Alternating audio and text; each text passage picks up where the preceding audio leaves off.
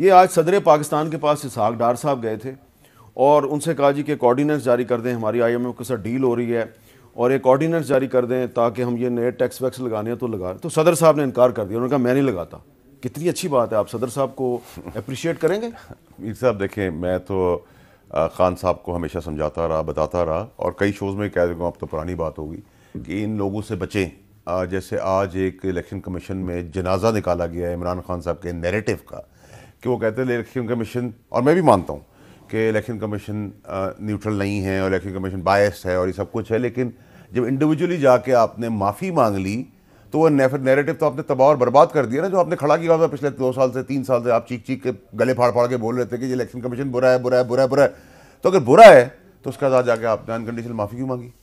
और अगर अनकंडीशनल माफ़ी मांगनी थी तो फिर ये सब बातें इलेक्शन कमीशन के लिए क्यों गई थी? बात करो, खड़े रहो, ये ना हो जब बात करो बाहर निकल तकरीर करो फिर कमरे में आके पैर पड़ जाओ।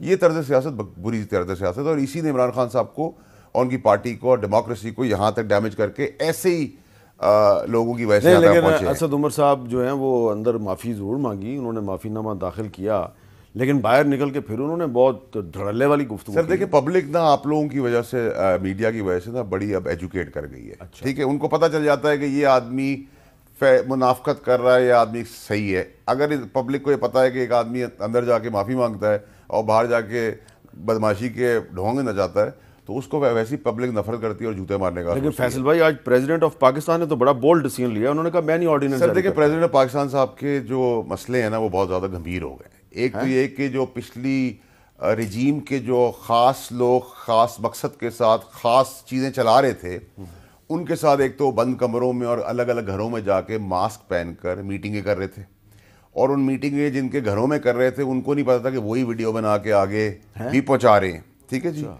एक तो आईनी ओहदे पे बैठने वाला आदमी एक साजिश, सदर साहब भी किसी वीडियो से फैज़याब हो चुके हैं। नहीं, वो ऐसी उनकी कोई ऐसी नहीं मीटिंग फैज़याब, बिल्कुल बिल्कुल, इसमें कोई शक नहीं होना चाहिए और मेरे ख्याल से उनको बहुत हद तक पता भी है और इमरान खान साहब को भी इस बात का आइडिया हो गया है। दूसरी बात यह है कि जो आदमी आर्बिट्रेशन कर रहा होता है ना, जिस मनसब पे अल्लाह ताला के बाद वसीला इमरान खान साहब थे, प्रेसिडेंट साहब के, हम भी वजीर बने, इमरान खान साहब के वसीला थे वो, तो उसको ये नहीं सोचना चाहिए कि ये कुर्सी में ऐसा सारी ज़िंदगी चिपकी रहेगी। ठीक है, तो जो उन्होंने उस टाइम की रिजीम के आर्बिट्रेशन के अंदर गेमें खेली, किसी की बुराई, किसी की अच्छाई, किसी के साथ किसी का झूठ करते रहे और एक मुनाफिक, एक ख़ास, एक बेईमान जो जिसने मुल्क को नुकसान बनाया, जमहूरियत को नुकसान पहुँचाया, इदारे को नुकसान पहुँचाया, उस आदमी के साथ वो मास्क पहन के अलग अलग घरों में मीटिंगें करते रहे और जिन घरों में उन्होंने मीटिंगें की, जो PTI के MNA जो मिनिस्टर रह चुके हैं, उन्होंने वीडियो बनाई अपने घरों की और आगे कर दी। ठीक है, तो जब आईनी ओहदे पे आप गलत काम कर रहे हैं और छुप के कर रहे हो, इसका मतलब आप ये कह रहे हैं कि सदर साहब की भी वीडियोस मौजूद हैं कुछ ऐसे लोगों के साथ जो जोड़ तोड़ कर रहे थे? नहीं सर, ऐसे लोगों की बात नहीं, आप तो समझ गए मैं जब खास की बात कर रहा हूँ तो खास मकसद था, जिस खास मकसद की वजह से मार्च बनी, जिस खास मकसद के तहत इन चीफ को चीफ नहीं बनना था, ये कियोस क्रिएट करने के लिए जो मीटिंग्स हुई वो छुप छुपा के हुई, मास्क पहना के हुई, मास्क पहन के हुई, कोविड का अलग गाड़ियों में हुई, जिन घरों में उन्होंने वीडियो बना के दी। आप कभी कहेंगे जरूरत पड़ेगी तो वीडियो आपके आगे पेश भी कर दूंगा।